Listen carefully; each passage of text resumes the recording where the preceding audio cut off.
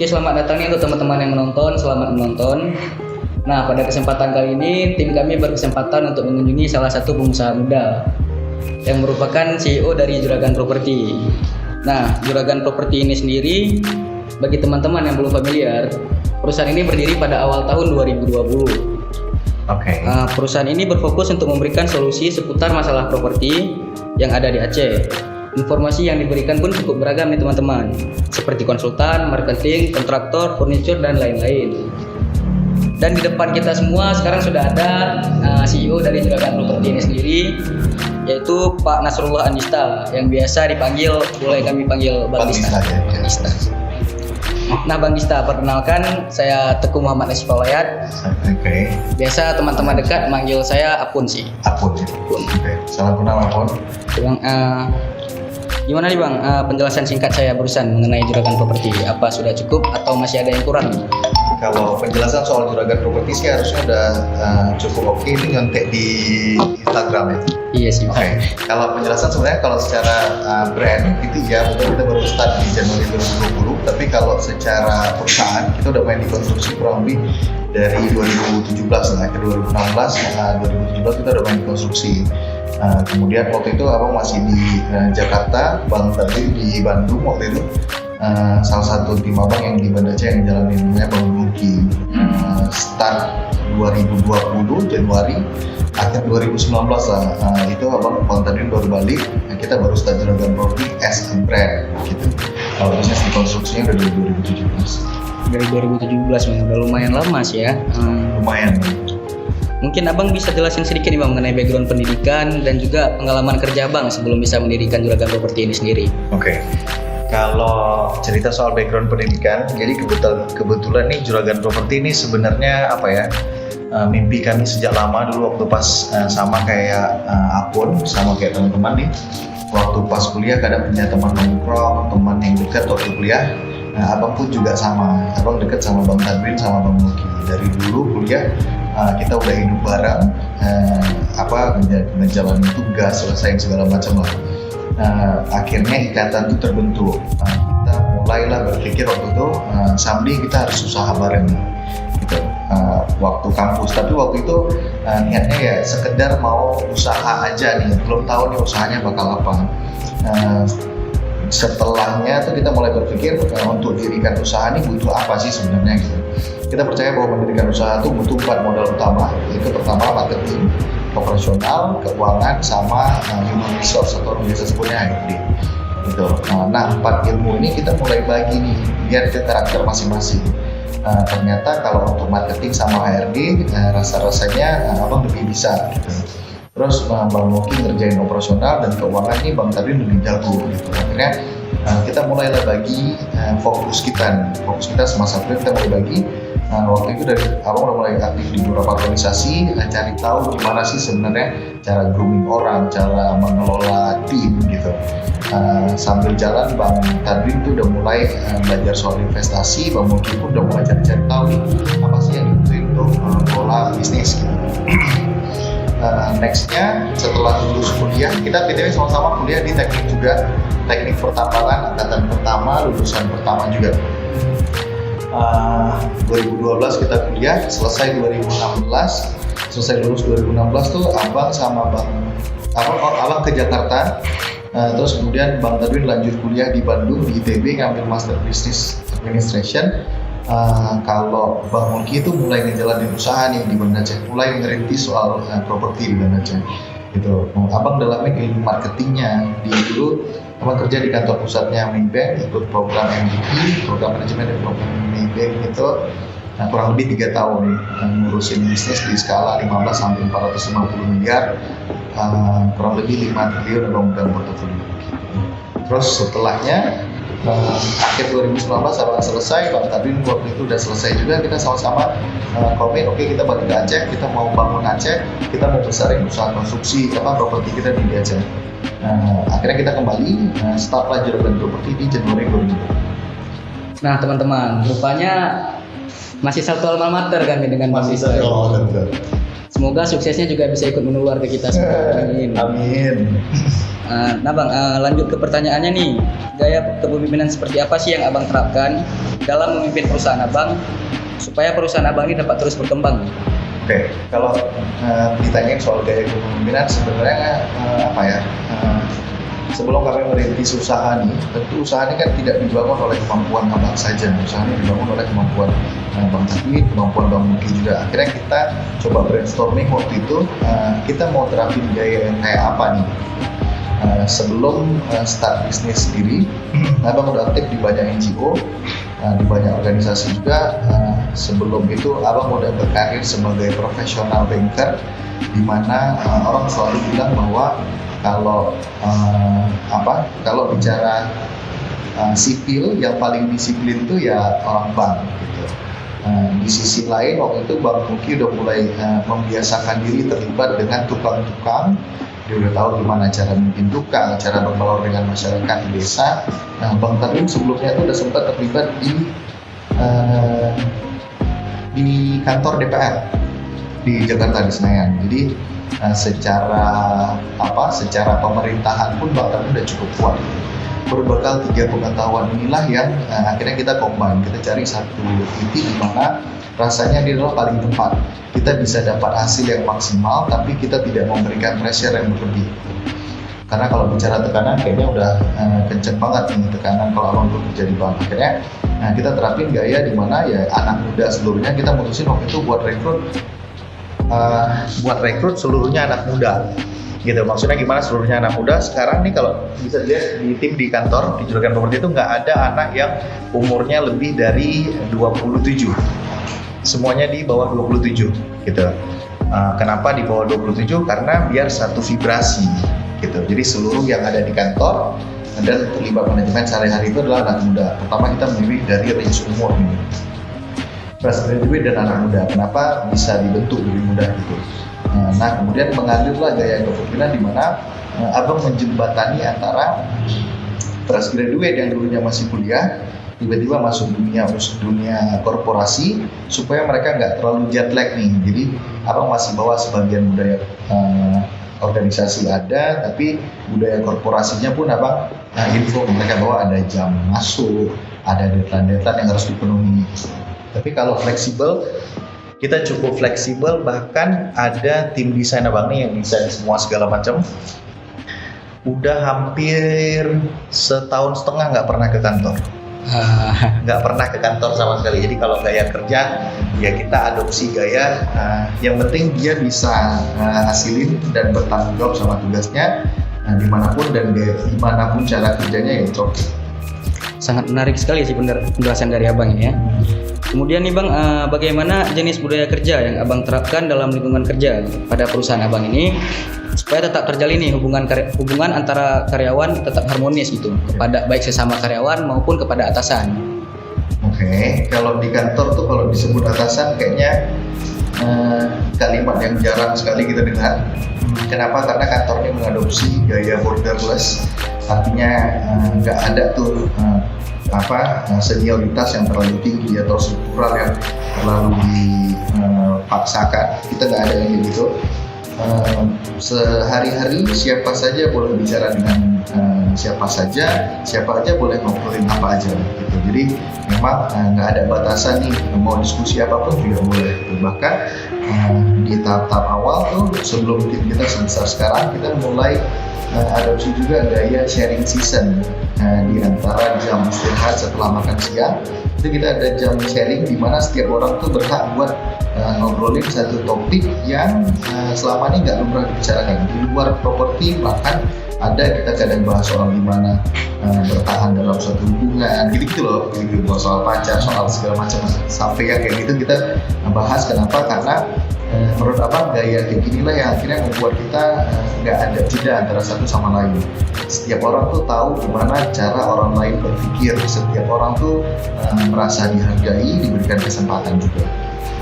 Bagi teman-teman mungkin yang berpikir bahwa sosok seorang bos itu kaku segala macam, mungkin pertanyaan itu dapat terbantah dari jawaban dari Bang Desta ini sendiri. Karena lo bukan bos.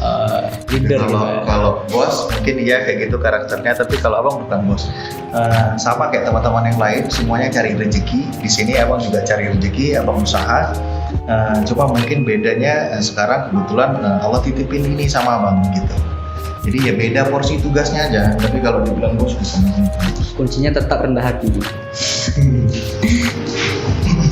Terus nih bang, langkah apa sih yang abang lakukan untuk mengapresiasi kinerja dari karyawan abang yang berprestasi khususnya? Kalau dibilang yang berprestasi, seluruh tim abang itu berprestasi. Cara kita mengapresiasi adalah kayak yang teman-teman mungkin nanti bisa ceritakan juga.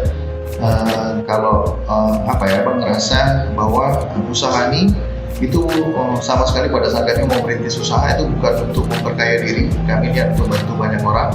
Jadi dalam menjalankan usaha ini pun kami merasa bahwa kalaupun sekarang Allah titipkan ada harta yang cukup lumayan, itu bukan harta kami tapi harta banyak orang. Jadi kalau cara mengapresiasi adalah betul-betul abang ngerasa gini, di perusahaan itu yang bikin perusahaan bertahan itu adalah sales, penjualan. Jadi sama-sama seluruh orang di dalam perusahaan ini fokusnya adalah menjual. Bagaimana menjual? Memang itu ada tugasnya marketing, tapi semua orang di dalam perusahaan ini tahu bahwa yang bikin kita survive adalah menjual. Apresiasi ini kayak gimana bentukannya? Di tiap kali unit terjual itu ada bonus ke teman-teman. Di tiap kali dalam setahun pun itu di hari-hari besar kita rutinkan ada bonus, ada penyesuaian. Teman-teman yang bergabung dengan Juragan Properti dari pertama kali sampai sekarang itu ngerasain betul gimana dulu Juragan Properti bisa membiayai dan membayar kerjanya mereka. Dengan hal ini Juragan Properti membayarkan itu jauh berkali-kali lipat dibandingkan pada saat kita merintis. Artinya apa? Artinya pada saat Juragan Properti bertumbuh, seluruh orang di dalam Juragan Properti bertumbuh. Artinya bertumbuh bersama, berkembang bersama, ya. Dan jangan lupa tetap untuk rendah, tetap untuk membumi. Karena kalau dilihat selain berkembang secara omset, badannya juga berkembang. Kita rutin jajan, semua orang yang masuk di Juragan Properti, terutama kayak si Aulia sama Faris itu dulu kurus banget masuk di Juragan Properti. Kita berkembang bersama. Terus nih bang, kan biasa dalam dunia kerja nih ada hubungan antara karyawan itu yang mungkin sedikit bermasalah, mungkin ada clash internal. Itu langkah abang dalam mengantisipasi hal tersebut bagaimana bang? Kalau langkah untuk mengantisipasi Kalau langkah untuk mengantisipasi sih, kalau di Juragan Properti ini mungkin teman-teman nanti bisa cerita juga. Kita ada sesi yang bisa tanya ke teman-teman. Kita minim drama sih. Kenapa ada clash antara satu dan yang lain itu karena ada drama gitu. Tapi kalau di Juragan Properti ini kita minim drama. Kenapa? Karena kita tidak membiarkan politik kantor terjadi gitu. Di Juragan Properti memang kita borderless, semua orang bisa ngobrol sama siapa aja, tapi secara pekerjaan setiap orang yang punya tanggung jawab masing-masing gitu. Contoh misalnya abang dengan tim abang itu udah jelas orangnya siapa aja gitu. Tapi ada juga timnya Bang Tadwin, ada juga timnya Bang Muki gitu. Semua saling report ke timnya masing-masing. Tapi pada saat bekerja ya kita kadang saling komunikasi juga gitu. Kalau menurut abang kenapa ada clash antara satu dan yang lain? Itu karena misinformasi atau didramakan gitu. Kita nggak saling lempar tanggung jawab. Kita juga bang betul-betul ngajarin ke tim, kalau udah berani buat dan salah, ayo tanggung jawab gitu. Bahkan ke tim itu abang juga sering ngobrol bahwa itu kalau salah tanggung jawab gitu, bayarin gitu. Kalau salah nanti tanggung jawab gitu. Jadi akhirnya ya memang udah banyak juga sih ada uang belajar maksudnya ada kesalahan yang terjadi, tapi abang selalu bilang bahwa Juragan Properti ini bukan perusahaan yang kita cari uang bikin banyak, enggak, kita mau tumbuh sama-sama gitu. Akhirnya semua piala yang kita dapat dari masyarakat hari ini atas kepercayaan yang terbangun itu kita pegang dan kita ambil sama-sama. Semua yang terjadi pun di Juragan Properti, anggaplah ada bangunan yang harus dibongkar, ada kehilangan segala macam, itu juga kita ambil tanggung jawab sama-sama. Jadi jatuh bangunnya sama-sama, akhirnya satu rasa. Setelah kami dengar mungkin agak teknik banget gitu bang ya, karena apa yang kami rasa selama ini itulah yang diajarkan oleh abang kami. Di teknik dasar sekali itu. Dasar sekali. Habis itu nih bang, selama karyawan bekerja pastilah ada stres kerja nih. Langkah apa nih yang abang lakukan kalau misalnya abang udah melihat ada karyawan abang mulai mengalami stres kerja? Kalau dibilang stres kerja, kayaknya dalam perjalanan tuh sesekali memang muncul. Tapi kalau dulu tuh pada saat tim lebih kecil, kita kadang suka pergi berenang. Kita tuh kadang suka pergi berenang rame-rame bareng-bareng. Belakangan tuh udah agak sulit karena tim kita udah makin besar. Stres kerja ini tuh karena apa ya? Karena kita nggak bisa capai satu tanggung jawab nih. Tapi kalau cara mengendalikan stres nih, yuk kita betul-betul tanya nih, dia tuh nggak dijerumusin. Anggaplah misalnya ada tim nih yang kelola soal media, anggap gitu. Ada soal media. Tiba-tiba followers hilang. Pernah tuh followers kita udah tinggi banget, hilang berapa ribu gitu. Itu dia bukan disudutin, loh ini kenapa nih bisa kayak gini, nggak kayak gitu. Kita telusuri sama-sama, kita bedah kenapa ini bisa terjadi. Nextnya kita perbaiki gitu. Jadi jatuh bangun pun kita bareng-bareng gitu. Anggap misalnya kita juga pernah kosong penjualan, pernah dalam 1-2 bulan tuh kita kosong penjualan, kita pun nggak nyalahin, loh kok lo nggak kerja, nggak kayak gitu tuh. Jadi kita ngecek apa nih yang salah, apa yang kita bisa lakukan supaya itu back to on track gitu. Ya. Berarti jadi, tidak ya stres kerja tuh soal speed ya. Stres itu kan soal speed. Kalau kita kejar banget mungkin kita stres, tapi kalau semuanya ditangani bareng-bareng, prinsip gotong royong tuh harusnya stres kecil sekali. ini tetap gotong royong dan juga ya tidak saling menyalahkan Bang ya. Tidak saling. Kemudian mungkin bisa kami diajak kalau ada berenang bareng lagi sih Bang. Siap. Kami juga mungkin stres juga. Walaupun belum se-stres Abang gitu.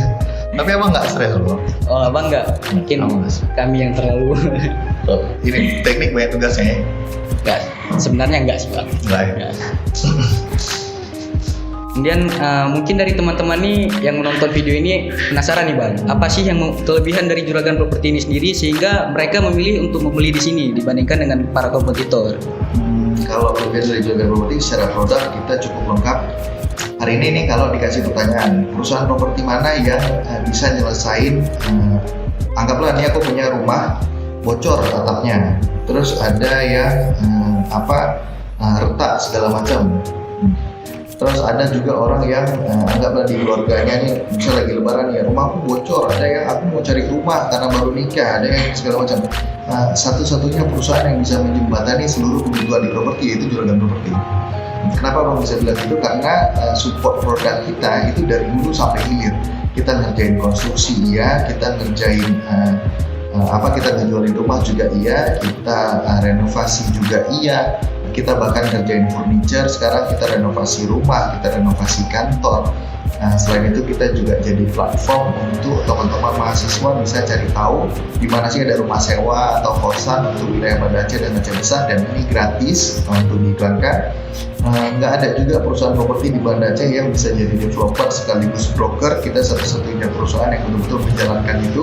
Selain membangun dan menjual unit kita sendiri, kita jualin juga unit mitra kita. Di luar itu kelebihan Juragan Properti apa? Kita mudah, kita merangkul mimpi banyak orang gitu. Bedanya apa? Kalau anak muda, yang kita utamain di Juragan Properti ini service. Mungkin kalau pebisnis lain di dunia properti itu rata-rata udah agak senior, maksudnya mereka udah lelah untuk menservis orang lain, dan mereka sudah tidak cukup kemampuan untuk beradaptasi dengan keadaan dunia hari ini. Kita betul-betul masif di sosial media, kita juga intens sekali dengan cara kita berkomunikasi dengan para pelanggan. Akhirnya apa yang kita dapat, kepercayaan itu meningkat dalam waktu yang sangat cepat. Dulu pada saat merintis Juragan Properti Januari 2020, kita targetin dalam 1 tahun omset kita cuma 5 miliar. Dan waktu itu kita kayak, iya nggak sih di Aceh bisa bisnis 5 miliar setahun. Ternyata Allah mudahkan dan Allah bantu, lebih dari 10 miliar kita capai dalam 1 tahun. Luar biasa sekali pencapaian dari Bang Desta ini sendiri ya. Nah teman-teman, banyak sekali nih ilmu yang udah kita dapat pada hari ini. Semoga ilmu yang kita dapat pada hari ini bisa menjadi teladan bagi kita semua. Oh ya Bang, boleh nggak nih kami minta sepatah dua patah kata dari Abang untuk kami para mahasiswa dan kaula muda supaya jadi lebih termotivasi untuk mencapai kesuksesan kami. Kalau ada orang yang bilang kalian terlalu muda untuk sesuatu hal, kalau ada orang yang bilang anak muda ini nggak bisa capai apa-apa, Kalau ada orang yang bilang bahwa kita harus sukses atau kita harus kaya raya dengan prosedur yang mereka sudah percayakan, buat mereka bengong, buat mereka tahu bahwa kalian bisa mencapai apapun. Muda adalah kekuatan. Muda itu cuma sekali. Jadi selagi masih muda betul-betul maksimalin untuk kerja keras. Karena apa? Muda tidak bisa diulang. Itu pada saat kita masih muda lah, kita bisa banyak gagal dan bangkit kembali, karena begitu kita udah berkeluarga, udah berumur, kesempatan kita udah terbuka lebar. Kalau waktu muda nggak mau bekerja keras, siap-siap waktu tuanya nanti masih harus bekerja. Nah teman-teman, sekarang kita kedatangan nih salah satu karyawan dari Juragan Properti. Kenalkan, aku Bang Faris. Kita bersama Bang Faris pada kali ini. Bang, boleh nggak kami nanya-nanya mengenai sikap daripada Abang sebagai karyawan kepada pemimpin Abang ini? Boleh. Apa kira-kira yang bisa dibantu? Lanjut ke pertanyaan Abang ya. Tapi sebelum kita mulai masuk ke pertanyaan, boleh nggak kami tahu Bang sudah berapa lama bekerja di perusahaan ini? Alhamdulillah sejauh ini sejak pertama kali bergabung di bulan Agustus 2020 harusnya hampir genap setahun ya, sekitar 11 bulanan lah, tapi kita bilangnya setahun. Udah berarti hampir di waktu Juragan Properti yang berdiri Abang udah mulai bekerja di sini. Mulai dari pertama rintis, insya Allah sudah bergabung dan terus berkembang sama perusahaan.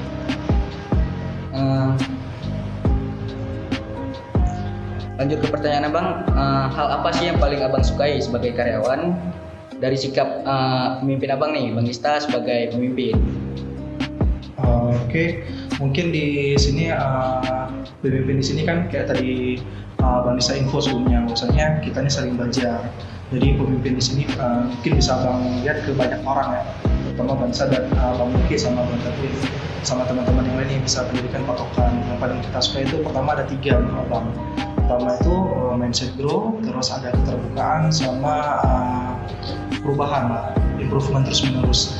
Kalau di industri kan kita belajar improvement kan, maksudnya improvement itu nggak bakal berhenti. Nah di sini paling suka aku tuh keterbukaan. Maksudnya gimana? Semua orang berhak dan memiliki hak yang sama untuk menyuarakan idenya, hak yang sama juga untuk melakukan cara sesuai yang dia mau untuk menyelesaikan job desk pekerjaan. Dan itu nggak bisa kita temuin di banyak-banyak perusahaan yang lain. Kadang memang metode pekerjaannya sudah kaku ataupun memang dipimpin sama yang kalian tahu lah, jarang memang kalau perusahaan sejenis terutama properti itu kebanyakan dipegang oleh orang tua. Nah di sini kita bisa sekreatif mungkin, bisa seinovatif mungkin untuk temukan strategi yang kita mau.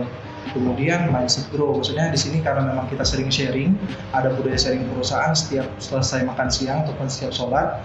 Jadi memang lebih paham gimana karakter rekan kita, pimpinan kita, jadi lebih mudah lah untuk berkembang. Jadi mindset kita nggak terus melulu gitu terus gitu.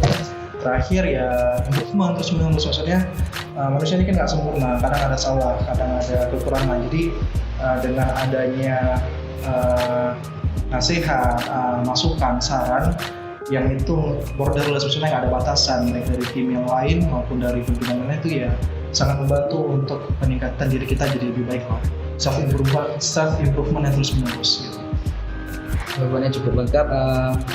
Mungkin di waktu kita mau mulai ke pertanyaan selanjutnya sudah terjawab pertanyaan selanjutnya Bang. Pertanyaan pertama, mungkin kita sebenarnya sengaja Bang jawab itu satu paket biar dapat 2 terus. Mungkin nih Bang, kita lanjut ke pertanyaan lain aja gitu ya. Selama Abang bekerja di sini pernah nggak Abang merasa cukup jenuh gitu? Abang berada di titik jenuh sehingga Abang mulai merasa malas, dan bagaimana mungkin sikap dari Abang untuk untuk kembali meningkatkan semangat Abang? Kalau dibilang jenuh, tentu semua kita merasakan. Ya sekarang bagaimana cara kita di perusahaan itu untuk terus tinggalkan jenuh itu sebentar. Maksudnya jangan terpaku di jenuhnya. Nah di kantor ini memang kita diajarin apapun ada masalah cerita. Kita temukan jalan keluarnya sama-sama, itu bisa kita hangout bareng ataupun kita ya discuss bareng gitu. Jadi kalau untuk jenuh, alhamdulillah sejauh ini selalu bisa teratasi lah dengan mudah gitu. Oke. Kemudian tadi Bang Desta sempat menyinggung perkara bonus nih Bang. Nah, bagaimana sih dari karyawan yang berprestasi ini? Dari Abang sendiri sudah pernah belum menerima bonus? Ya, kebetulan memang alhamdulillah Abang dipercayakan di divisi marketing. Tentu berbicara marketing tidak jauh dengan kata bonus. Nah, tapi uniknya di sini adalah semua tim ini juga bisa ikut kontribusi ke perusahaan. Kalau dibilang marketingnya adalah sumber utama masuknya perusahaan, hampir semua di tim sini punya kontribusi yang sama.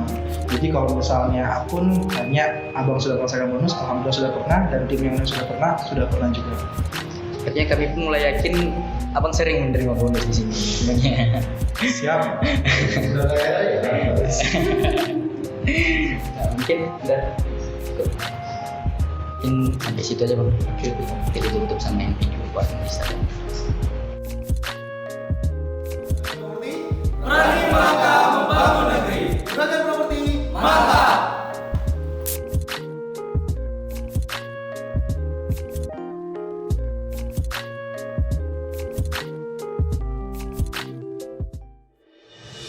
Catatan untuk para mahasiswa.